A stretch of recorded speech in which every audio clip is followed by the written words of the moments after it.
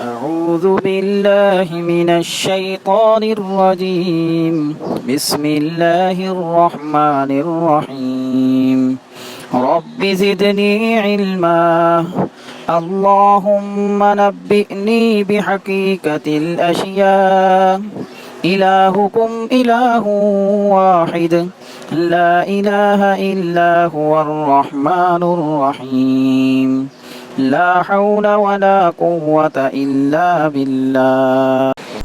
السلام علیکم۔ روزمرہ زندگی میں مختلف قسم کے لوگوں سے واسطہ پڑتا ہے۔ کچھ برے لوگ ہوتے ہیں، کچھ اچھے۔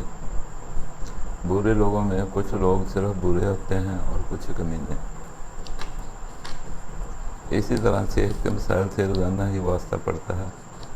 کچھ مسائل سادہ ہوتے ہیں، کچھ دیر پا دن زیادہ نہ رہتے ہیں، پھر خود ہی جان چھوڑ جاتے ہیں، جیسے بخار، نزلہ، گلا خراب وغیرہ۔ ان کا کچھ نہ بھی کریں، انہوں نے خود ہی ٹھیک ہو جانا ہوتا ہے۔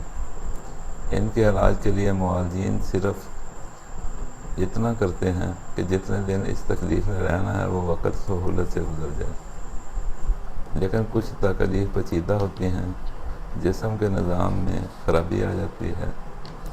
ان کا علاج کرنے کے لیے نظام کو درست کرنے اور آنے والی خرابی کی وجوہات کا دور کرنا ضروری ہوتا ہے۔ رائج الوقت علاجات میں صرف طب کو یہ اہمیت حاصل ہے، وہ معالجین جو جسم کے نظام اور اس میں آنے والی خرابی کو سمجھتے اور اس خرابی کی وجہ کو دور کرنے کی صلاحیت رکھتے ہیں، ان تکالیف سے ہمیشہ کے لیے مریض کی جان چھڑوا سکتے ہیں، ورنہ بھاڑے میں پھنس کر زندگی گزارنے پر مجبور ہوتے ہیں۔ ان میں بلڈ پریشر، شوگر، جوڑوں کا درد عام ہیں۔ ان کا مستقل علاج کرنا نہایت آسان ہے۔ مریض کو یاد بھی نہیں رہتا انہیں کبھی یہ تکالیف تھیں۔ ہم نے بہت سے شوگر کے ایسے مریضوں کا کامیاب علاج کیا ہے جنہیں یاد بھی نہیں کہ انہیں کبھی شوگر تھی۔ ان تکالیف میں ایک تکلیف ایسی ہے جس کا علاج دیگر طریقہ علاج کے پاس موجود نہیں، اور انہوں نے اپنی بدنامی سے بچنے کے لیے اسے ایک نام دے دیا ہے کہ اس کا کوئی علاج نہیں، بس یہ دوائی کھا کر زندگی گزاریں، اور اس عارضی فائدہ کے لیے اینٹی الرجک ادویات سے لے کر اسٹیرائڈز تک تمام قسم کی ادویات استعمال کروانے سے گریز نہیں کرتے۔ جی ہاں، آپ صحیح سمجھے، اس تکلیف کا نام ہے الرجی۔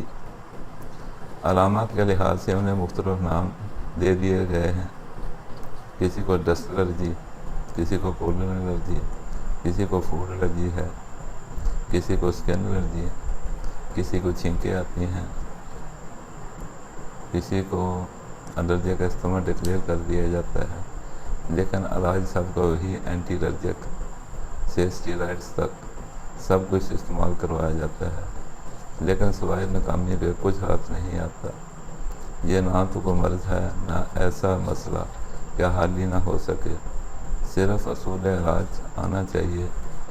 زندہ جسم 4 ٹیشوز سے مرکب ہوتے ہیں، جن میں 3 ٹیشوز کی مدد سے کاروباری زندگی چلتا ہے۔ ان ٹیشوز کی اپنی اپنی مخصوص خوراک ہے۔ اگر ان ٹیشوز کے کام یا ان کی خوراک اور متعلقہ فضلات کے اخراج میں عدم توازن پیدا ہو جائے تو صحت خراب ہو جاتی ہے، لیکن اگر کسی ٹیشو میں اس کے فضلات اس قدر جمع ہو جائیں کہ اس میں مزید معمولی سی بھی خوراک جذب کرنے کی گنجائش موجود نہ ہو، تو وہ ٹیشو اپنی حفاظت کے لیے اور دماغ کو اطلاع دینے کے لیے آئندہ اس ٹیشو کی خوراک استعمال نہ کی جائے۔ جو مادہ خارج کرتا ہے وہ خراشدار بھی ہوتا ہے اور سوزش پیدا کرنے والا بھی، اسے ہسٹامین کہتے ہیں۔ چاہیے تو یہ تھا کہ ہم ٹیشو میں موجود فضلات کو خارج کر دیتے اور وہ ٹیشو اس بوجھ سے نجات پا لیتا، اسے دوبارہ وہ ہسٹامین پیدا کرنے کی ضرورت نہ محسوس ہوتی۔ اسے اینٹی الرجک دوائی دے کر جو سب اینٹی ہسٹامک بھی ہوتی ہیں ایک عارضی سکون کا بندوبست کر دیتے ہیں، لیکن اس ٹیشو کا بوجھ مستقل حل کرنے کا بندوبست نہیں کرتے، جس کے نتیجہ میں وہ علامات اور تکالیف بار بار پیدا ہوتی رہتی ہیں۔ مثال سے سمجھیں، اگر ہمارے پاس ایک گلاس یا کوئی برتن اپنے گنجائش کے مطابق لبالب بھرا ہوا ہو، ہم اس میں کوئی بھی چیز ڈالیں گے وہ اچھل جائے گا۔ یہ اچھال ہی دراصل الرجی ہے۔ ہمارے پاس بہترین حل یہ تھا کہ ہم برتن میں پہلے سے موجود مائع کو نکال دیتے، اس برتن میں گنجائش پیدا ہو جاتی اور پھر اس برتن میں کچھ بھی ڈالتے، وہ برتن نئے آنے والی چیز کو اپنے ظرف کے مطابق سمو لیتا اور اوور فلو نہ ہوتا۔ بالکل اسی طرح ہر ٹیشو کی بھی اپنی خوراک ہے، کسی کی ایسیڈک، کسی کی سالٹش اور کسی کی الکلائن۔ ہمیں صحیح تشخیص سے پہلے یہ دیکھنا ہوگا کس ٹیشو میں خوراک جذب کرنے کی صلاحیت باقی نہیں رہی، اس ٹیشو میں موجود فضلات کو خارج کر کے اس ٹیشو سے بوجھ کم کرنا ہوگا۔ فضلات کا کم بوجھ ہوتے ہی وہ ٹیشو ریلیکس فیل کرے گا اور دوبارہ اپنی متعلقہ خوراک دی جائے گی خوش دلی سے قبول کر لے گا۔ اپنی مدافعت کے لیے دوبارہ ہسٹامین پیدا کرنے کی ضرورت نہ رہے گی اور الرجی خواہ کسی قسم کو ہو اس کا مکمل علاج ہو جائے گا۔ یاد رکھنے والی بات صرف ایک ہے، ایک وقت میں کسی ایک ٹیشو میں ہی خرابی پیدا ہوتی ہے، اس ٹیشو کو ڈھونڈنا ہے، اس کے مسئلے کو حل کرنا ہے۔ صحت کا کوئی بھی ایشو ہو ہمیشہ کے لیے حل ہو جائے گا۔ نبض سے تشخیص کر کے متاثرہ ٹیشوز کو آسانی سے تلاش کیا جا سکتا ہے، اس میں موجود فضلات کو خارج کیا جا سکتا ہے۔ الرجی کی علامات نروس ٹیشوز پیدا کر رہا ہوگا، مسکولر ٹیشو پیدا کر رہا ہوگا یا پھر ایپیتھیلیل ٹیشو۔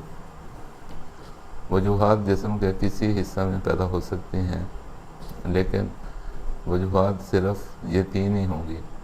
یہ سب کچھ ہم آپ کو سکھانے کی کوشش کریں گے۔ تھوڑی کوشش کریں، تھوڑی توجہ دیں، اس سارے طریقہ کار کو سمجھ لیں۔ صحت کا کوئی مسئلہ آپ کے لیے مسئلہ نہیں رہے گا۔ جب آپ یہ سب کچھ سمجھ گئے، آپ کے سامنے صحت کے بارے میں کوئی بات ہوئی، آپ کا ہمیشہ ایک ہی جواب ہوگا، نو پرابلم، انشاءاللہ۔ السلام علیکم۔